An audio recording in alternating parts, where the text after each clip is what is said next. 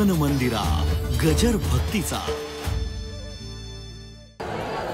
चरितम रघुनाथस्य शतकोटि प्रविस्तरम एकैकमक्षरम पुंसाम महापातकनाशनम।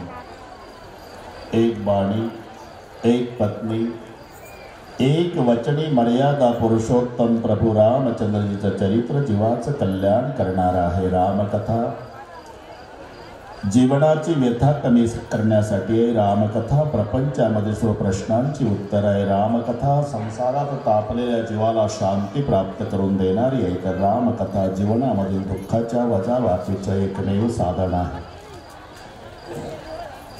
अशी ही अवीट गोड पवित्र श्रीराम कथा। आज श्रीराम कथेचा 6वा दिवस। गेली 5 दिवस तुम्ही आम्ही सर्व रामकथा चिंतन करण्याच्या संबंधाने एकत्रित आलेलो। राजुरेश्वराच्या दरबारामध्ये गणेश जयंती निमित्ताने घडवून आलेला हा दिव्य आणि भव्य असा सोहळा सर्व संयोजक मंडळींनी मला दिलेल्या निमंत्रणामुळे तुम्हा सर्व मायबाप श्रोत्यांच्या दर्शनाचा झालेला लाभ या संबंधाने उपस्थित सर्व महाराज मंडळी, मान्यवर मंडळी, संयोजक मंडळी, आई बहिणी, वडीलधारी मंडळी, खूप लांबून आलेले जाणते पारमार्थिक श्रोते आणि या सर्वांच्या एकोप्यानं कार्यक्रमाला लाभलेलं सौंदर्य। आपण कालपर्यंत कथा श्रवण केलेली आहे, सीताहरण कथा। आज नियोजित वेळेमध्ये आपणाला लंका दहन पर्यंत पोहोचायचं आहे। सीतामाईच्या सांगण्यावरून श्री रामचंद्र प्रभूच्या मदतीला निघालेले लक्ष्मणजी आणि मारीचीला मारून वापस येत असलेले रामजी, 2 बंधूंची भेट जेव्हा अरण्यामध्ये झाली, अपराधी भाव लक्ष्मणाच्या चेहऱ्यावर आहे तर चिंता श्रीरामाच्या चेहऱ्यावर। खाली मान घालून लक्ष्मणजी उभे आहे तर चिंतातूर चेहऱ्यानं रामचंद्रजी पाहत आहे। विचारतायत, लखन जी भैया, आपको कहा था यहाँ निशाचर लोग घूमते हैं, सीता को अकेली छोड़ के कहीं मत जाना। आने वाला नहीं था भैया, लेकिन भाभी जो शब्द बोली है मैं आपके पास नहीं बोल सकता करके आना पड़ा। तो लखन, निशिचर निकर फिरई बन माही, मम मन सीता आश्रम नाही। आणि जेव्हा रामचंद्र आणि सीता, रामचंद्र आणि लक्ष्मण दोघेही तिथे येतात, आश्रम देखा जानकी हिना, बघितलं तर आश्रमामध्ये सीता नाही। आणि मग प्राकृत मानवाप्रमाणे रामचंद्र आणि लक्ष्मणजी सीतामाईच्या विरहानं आक्रोश करून रडू लागले। लक्ष्मणजी, भाभी, प्रभुजी, सीते, भाभी, सीते, भाभी, सीते।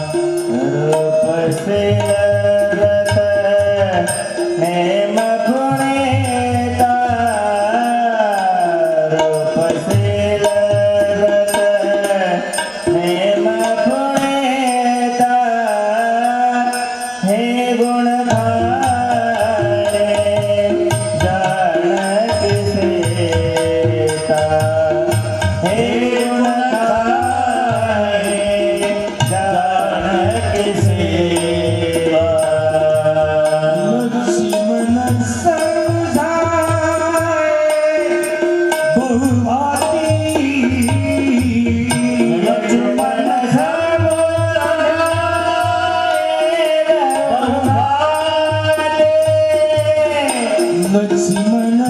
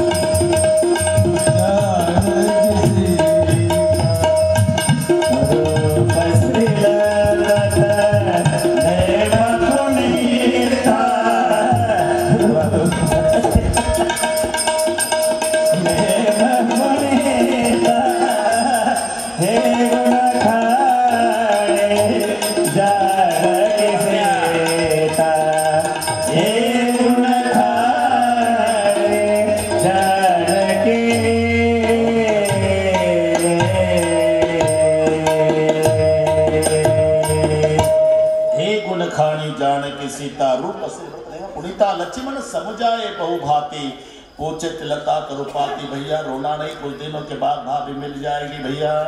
हे खग मृग हे मधुकर श्रेणी तुम देखी सीता मृग नयनी। हरणाला विचारतात, भुंग्याला विचारतात आपण सीता बघितली का? कुंदकली डाळिम दामिनी कमल सरद ससी अहि भामिनी वरुण पास मनो तनु हंसा गज केहरी निज सुनत प्रशंसा। कमळाला शरदाच्या चांदड्याला वरुण पाशाला कामदेवाचे धनुष्य हंस हत्ती आणि सिंह हे सर्व आज आपली स्वतःची प्रशंसा ऐकत आहे। श्रीफल कनक कदली हर्षाई बेल सुवर्ण केळी नेकुण संत सकुच मन माही सुन जानी की तोहि बिनो आजु हरस सकल पाय जनु राजु तेमि सही जात अनक ते पाई प्रिया देवी प्रकटसी बसी नाही हे विधी खोजत बिलपत स्वामी। अशा प्रकारे सीतामाईचा शोध घेत प्रभूजी पुढे निघाले। प्रभूजी रडतात पण रडताना वर पाहत नाही बरं का भाऊ, वर नाही पाहत प्रभू, रडत होते पण वर पाहत नाही आणि खाली पाहत नाही। वर का पाहत नाही?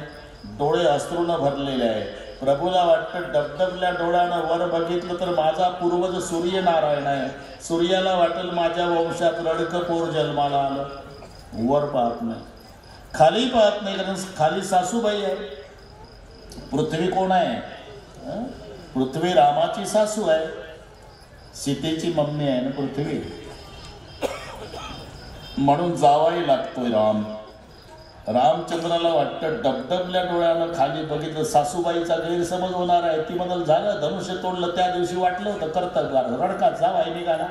खाली नाही पाहताय वरही पाहत नाही। यही विधि खोजत बिलपत स्वामी आगे परागीद पती देखा।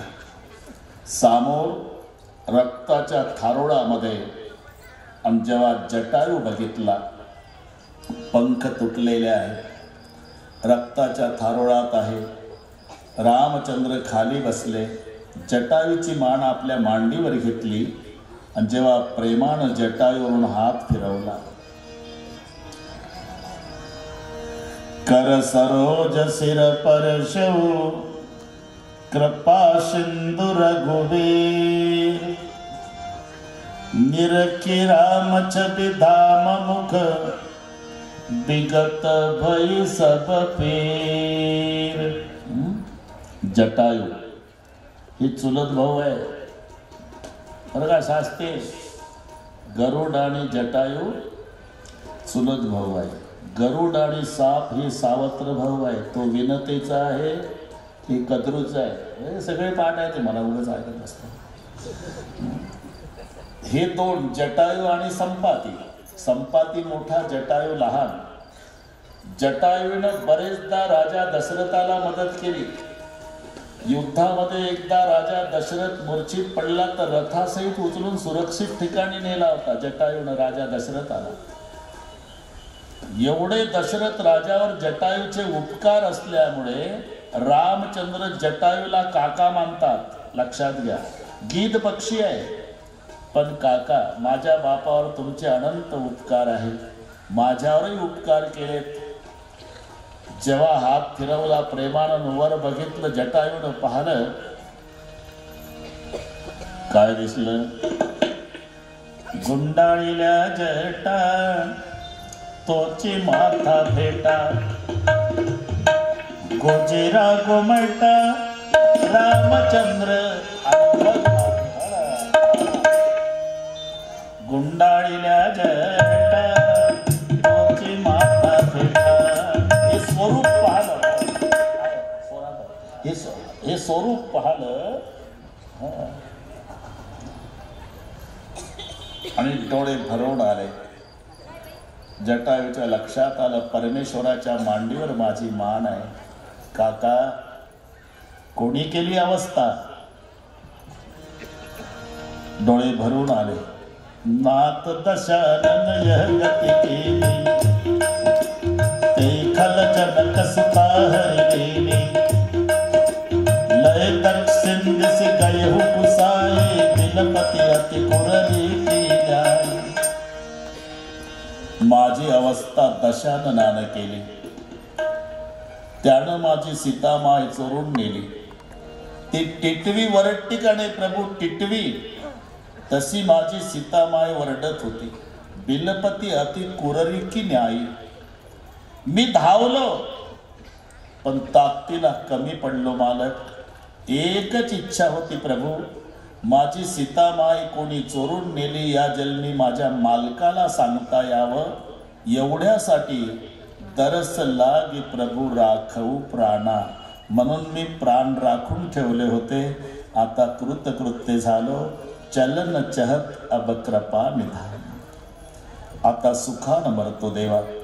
रामचंद्र म्हणाले, काका तुम्हाला जिवंत ठेवतोय.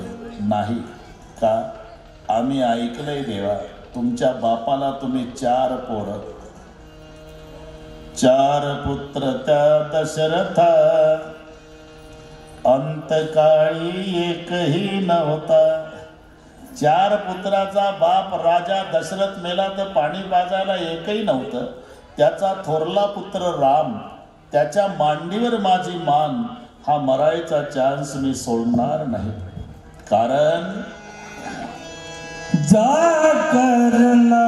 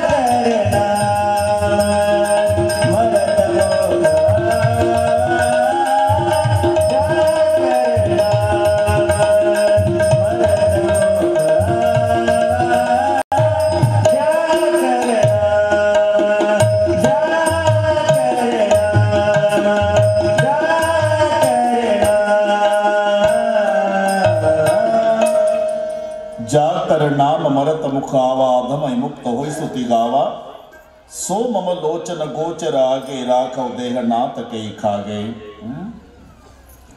अंतकाळी ज्याच्या नाम आले मुखा तुका म्हणे सुखा पार नाही अंतकालेच माम एव स्मरण मुक्त्वा कलेवरम यप्रयाते समद्भावं याति नास्तेत्र संशयः। बस प्रभूचे डोळे भरून आले जल भरी नयन कहई रघुराई तात कर्म निजते गति पाई परहित बस जिनके मन माही तिन कहू जग दुर्लभ कछु नाही तनु तजी तात जाऊ मम धामा। मम धामा म्हणजे यद गत्वा न निवर्तन्ते तद्धाम परमं मम। देव काम तुम पूर्ण कामा सीता हरण तात जनी कहू पिता सन जाई जव मैं रामत कुल सहित कही दशा न आई। गीत देह तजी धरी हरि रूपा भूषण बहुपट पीत अनुपा श्याम गात विशाल भुजचारी स्तुति करत नयन भरी बारी। जय राम रूप अनुप निर्गुण सगुण गुण प्रेरक सही दसशीस बाहु प्रचंड खंडन चंड सरमंडन पहि पाथोट गात सरोज मुख राजीव आयत लोचनम नित नवमि राम कृपाल पाव विशाल भव भय मोचनम।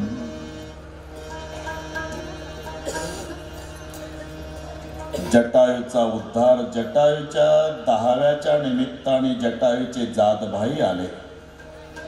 रामचंद्र प्रभूंनी सगळ्या जटायूंच्या जादभाईंना जाहीर माफी मागितली। इथे जमलेल्या जटायूच्या जादभाईंनो मी भगवान असलो तरी तुम्हाला 10व्याचं जेवण देऊ शकत नाही निमंत्रण देतो। जेव्हा माझं रावणासोबत युद्ध प्रारंभ होईल तेव्हा जगातल्या जटायूच्या जादभाईंनी तिथे यायचं। राक्षस मेला की उचलू उचलू खायचा माझ्या वानराच्या प्रेताला धक्का लावायचा नाही। आणि म्हणून राम रावण युद्धामध्ये जटायूचे जादभाई याच कामावर आहे। राक्षस मेला की खाल्ला राक्षस मेला की खाल्ला राक्षस मेला की खाल्ला वानराच्या प्रेताला धक्का लावला नाही। आणि म्हणून काही अर्धवट रामायणाचं वाचन करणारे शंका घेतात तुम्ही सांगता महाराज राम रावण युद्ध संपल्यानंतर अमृताचा वर्षाव इंद्राच्या द्वारा झाला आणि सगळी वानर जिवंत झाली। हो राक्षस का नाही झाली कशी होतील का अरे डेड बॉडी तर पाहिजे तिथे। ही जटायूचे जादभाई त्याच कामावर आहे। मेला राक्षस की उचलून खायचे वानराच्या प्रेताला धक्का लावला नाही। अमृताचा वर्षाव झाला तो वानरांच्या प्रेतावर राक्षसांच्या नाही। म्हणून राक्षस कायमची मुक्त झाली आणि वानर परत सजीव झाले। नाम चांगले चांगले माझे कंठी राहू भले कपिकुळ उद्धरले मुक्त केले राक्षसा। जटायू उद्धार झाला। रामचंद्र प्रभू पुढे निघाले। कबंद नावाचा राक्षस धावून आला त्याचाही नाश केला। तो पूर्वजन्माचा गंधर्व होता पण ब्राह्मणाची निंदा केल्यानं त्याला राक्षस व्हावं लागलं। आता आपण ज्या कथेची वाट पाहत आहात भिल्लांचा राजा शबर त्या शबर राजाची ही कन्या शबरी अल्पवयामध्ये लग्न करण्याची परंपरा असल्यानं शबरीच्या पित्यानं शबरीचं लग्न जुळवलं। शबरीच्या लग्नाची तयारी झाली। तयारी म्हणजे दारूचे माठ, पशुची दावण. शबरीनं सहज विचारलं, बाबा ही पशुची दावण, दारूचे माठ, लग्न आहे तुझं, माझ्या लग्नाचा काय संबंध आहे पशुचा? तुला कळत नाही बेटा, ही मेजवानी दिली तर पाहुणे खुश होतात, नाही तर नाराज होतात, आपल्यात पद्धत आहे. ही पशु मारणार बाबा उद्या, एवढी दावणची दावण उद्या, एवढे गोजीरवाणी पशु उद्या कापल्या जाईल, सगळे जा झोप. शबरीनं रात्रभर झोपण्याचा प्रयत्न केला, शबरीला झोप आली नाही. तिला ती पशुची दावण दिसत होती. पांडुरंगा, माझा जन्म झाला नसता तर उद्या एवढ्या पशुचा बळी गेला नसता, एवढा पशुचा बळी जायला कारणीभूत जन्म माझा आहे. रात्रीची उठली, निघून गेली, ती पुन्हा बापाच्या डोळ्याला दिसली नाही. खूप शोध केला, हिंस्त्र पशुनी खाल्लं असावं असं अनुमान करण्यात आलं. तपास थांबला. पूर्वजन्माच्या पुण्याईनं शबरी मातंग गुरुदेवाच्या आश्रमापासून थोड्या अंतरावर दाट पाल्याचा वृक्ष, त्या वृक्षामध्ये लपून बसायची. मातंग गुरु आणि त्यांचे शिष्य उठायच्या आधी उठायची. मातंग गुरुच्या आश्रमापासून थेट पंपा सरोवरापर्यंतचा रस्ता हाताने साफ करायची आणि पुन्हा झाडात लपून बसायची. किती दिवस? दिवस नाही, जन्मभर. बाल होती, तरुण झाली, प्रौढ झाली, म्हातारी झाली, तरी आयुष्यात तपास लागला नाही मातंग गुरुला की आपण उठायच्या आधी हा रस्ता स्वच्छ करायचं काम कोण करते. किती वाजता शबरी उठत असेल? प्रत्येकाच्या उठण्याच्या वेळा ठरलेल्या आहेत. पहिला प्रहर और कोई जागे, दुसरा प्रहर भोगी, तिसरा प्रहर तस्कर जागे, चौथा प्रहर जोगी.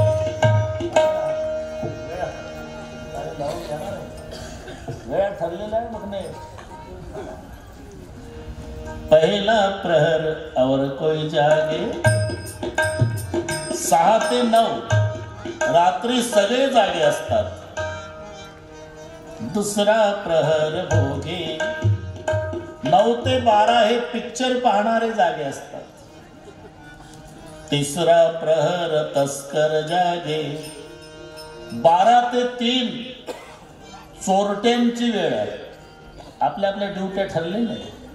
हमखास चोऱ्या होतात रात्री 12 पासून पहाटे 3 पर्यंत. म्हणून तिसरा प्रहर तस्कर जागे, चौथा प्रहर जोगी. ब्रह्म मुहूर्तावर 3:30 जागा होतो साधू. मग जर मातंग गुरु पहाटे 3:30 स्नानाला जात होते तर त्यांच्या आश्रमापासून सरोवरापर्यंतचा रस्ता हातानं साफ करणारी शबरी रोज किती वाजता उठत असेल? तरी सापडली नाही जन्मभरात. पण आता म्हातारी झाली. म्हातारपणामुळे झाडावर उतरायला उशीर झाला. रस्ता साफ करत असताना मातंग गुरु आणि शिष्य स्नानाला. सर्वात पुढे गुरु मातंग. कोणीतरी एक आकृती रस्त्यामध्ये चुळबुळ करते आहे म्हणून मातंग गुरु थांबले. अंधार आहे पहाटेचा. आणि विचारलं, कोण आहे? आवाज पसरला. घाबरून गेली. आयुष्यात पहिल्यांदा पकडली ना. उभी राहिली. मी भिल्ली नाही बाबाजी, भिल्ल जमातीत जन्म झालाय माझा. शबरी नाव आहे माझं.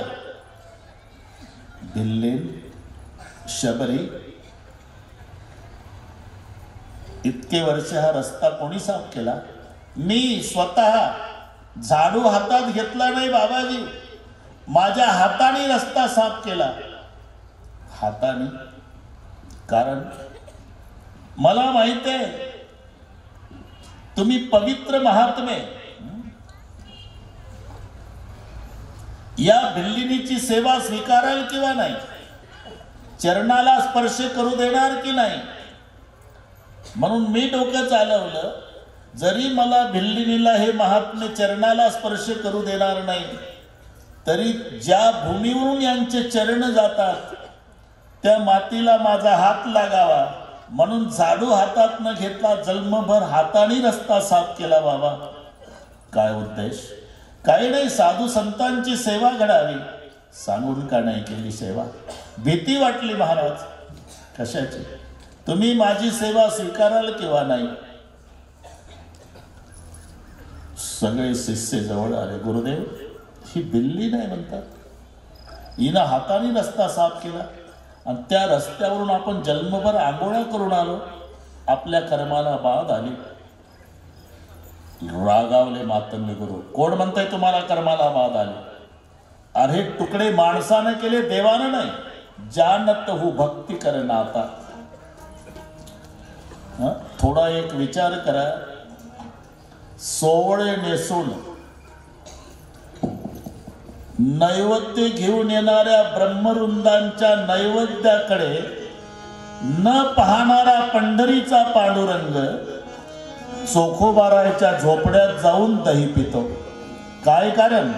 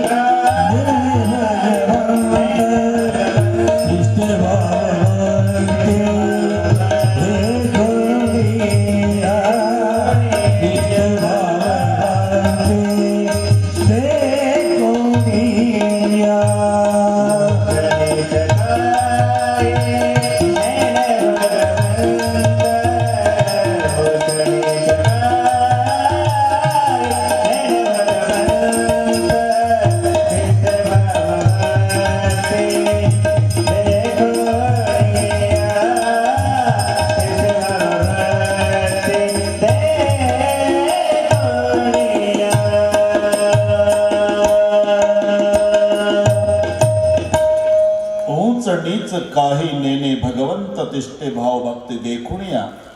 सजन कासाया विकू लागे मांस. सजन कासाई होते बरं का शास्त्रीजी. त्यांचा मांस विक्रीचा व्यवसाय.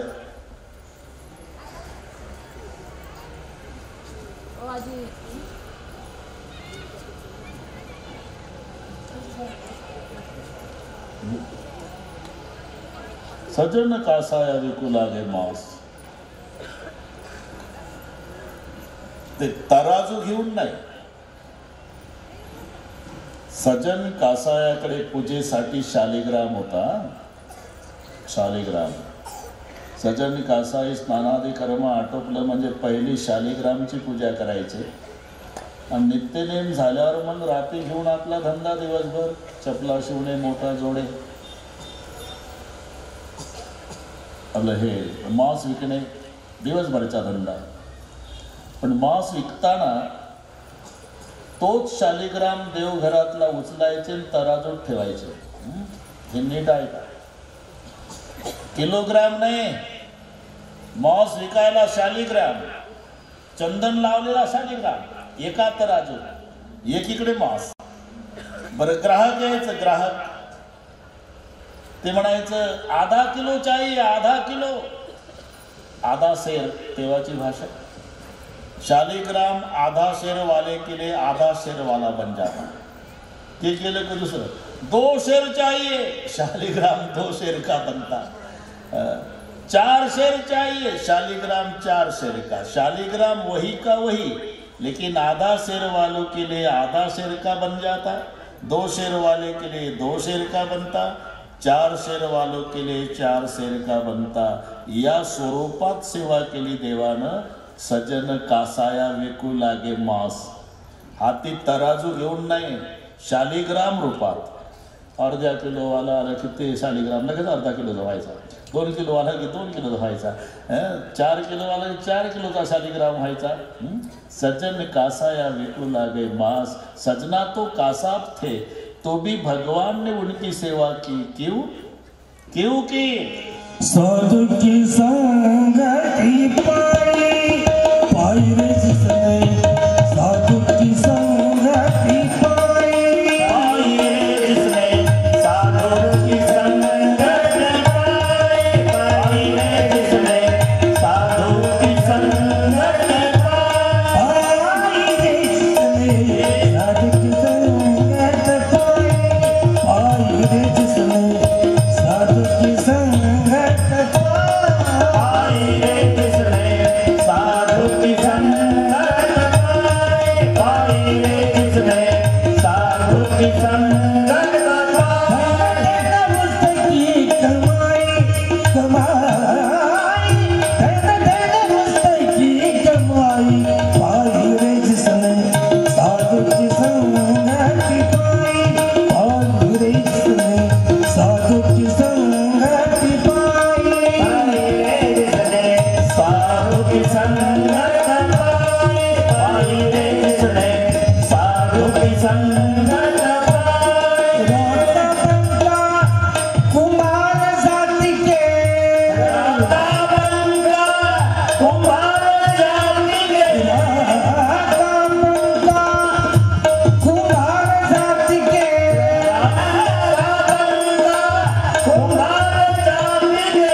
सतना जात कसाई कसाई, सतना जात कसाई, पाई रे जिसने साधु की संगति पाई, पाई रे जिसने साधु की संगति पाई, पाई रे जिसने साधु की संगति पाई, पाई रे जिसने साधु की संगति पाई. साधु की साधु की